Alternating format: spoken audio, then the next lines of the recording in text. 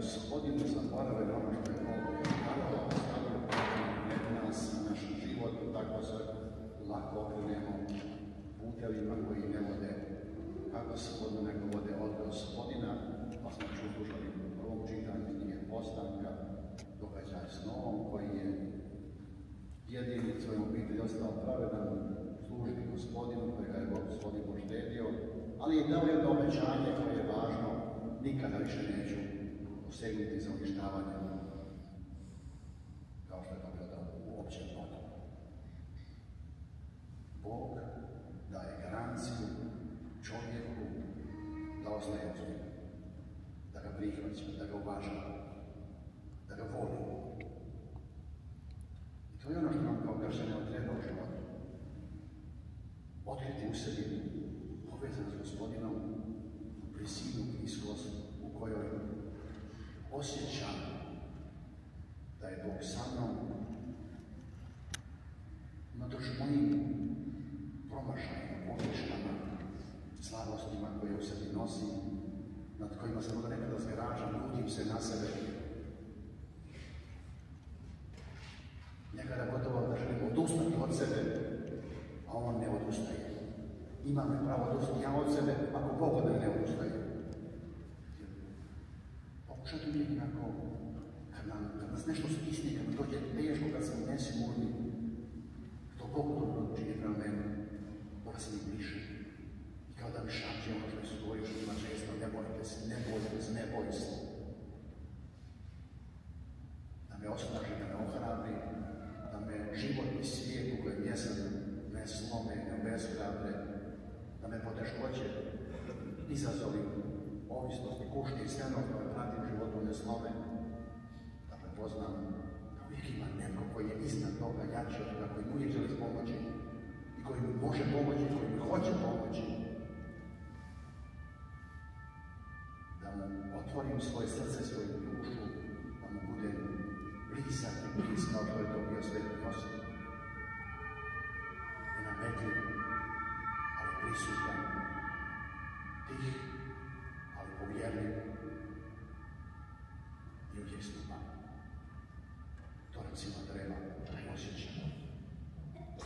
Jer nitko nas nije poštećen. Izazov, kušnje, slabost.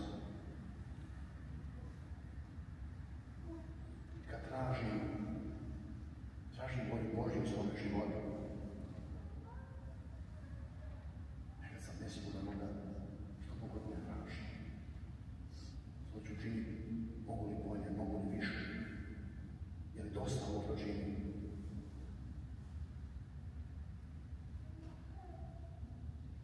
Ali ja znam da pred Bogom mogu žiti tako malo. I ako mjeri ljudskih vjernostima, to je ništa. Ali moju dobru volju i otvorenost, moju spremnost, Bog cijeni, ona je velika u njegovim očima. I zato ako ja ne odustajem od onih vrijednosti na kojima Krist potiče, pa i uz padove koje mi se događaju, ocijeni to, prepoznaje to i voli me zbog toga jer se bori, jer ne odustaje. I ostati jednostavno takav je Krist. Dakle, jednostavno čini dobra djela, pomaže ti, pozdravlja slijeca, dotičući ga, kao da nije mogao odjednom pa to čini dva puta, kao da je više priključna Božju ljubav blizinu, da osjetimo koliko se zauzima za nas i na kraju upravljaju negdje u selu. Drugim riječima, ne moraš ovo naglašavati, ne razglašavati. Ovo čini tebi. Tebe volim. Uz tebe se. I to učinu svakome od nas, čini svakome od nas. Uz tebe sam svakom od nas osobno kaže. Ne boj se. Evo, trudimo se upravo kroz ove dane. Večeras se tako započnemo trodnevnicu čas Svetom Josipu, između još imamo čistu srijedu, ali evo, to je sredećem dakle uzeti da možemo kroz pobožnost, kroz molitvu, kroz Euharistiju, dakle biti sa Svetom Josipom i da još više uđemo u ono ozračje Isusa Krista koji nas istinski ljubi kao svoje izabrane, probrane, ne kao privilegirane, jer kao probrane koji ga traže. To je njegov izbor. A naša sreća da je baš nazad takav.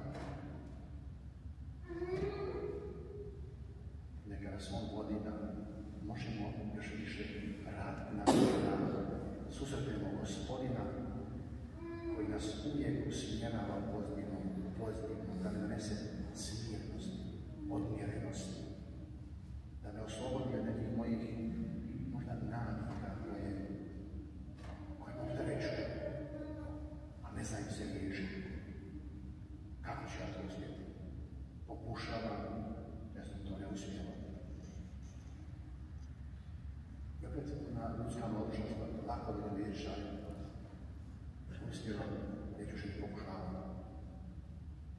Nema toga neću više. Ide dalje. I nikada ne ostaje.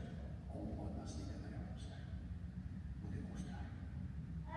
On će biti s nama, je s nama, ostaće s nama i ostaje s nama, da bismo mi mogli ispuniti svoj život, smisli, sadržaj, unatoč kušnjama, iskušenjima, kojih ima, bilo ih je i bit će ih. Kad Gospodin nije podnio, možda će nećemo biti mini, ali on nama to nije obećao da nas našteti od iskušenja, da će biti s nama u kušnjama i pomoći nam kako ih nosi i rješava.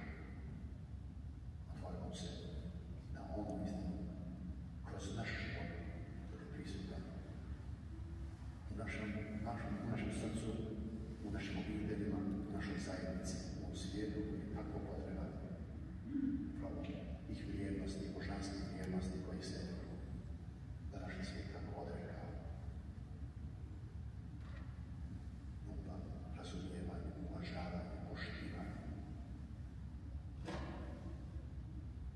Imamo se toga sve manje i manje. Možda nije krivo prosuđujemo, jer smo mi sad pitani, a znači ne nama tamo se razgrađa, ali sve jedno vidimo koliko je nedostataka. Se čovjek udalje od Gospodina. Molimo da se svijet vrati Gospodinu Bogu, jer će onda biti i mira, zadovoljstvo, radost, sve ono što čovjek istinski treba i želi, je često uskraćeno.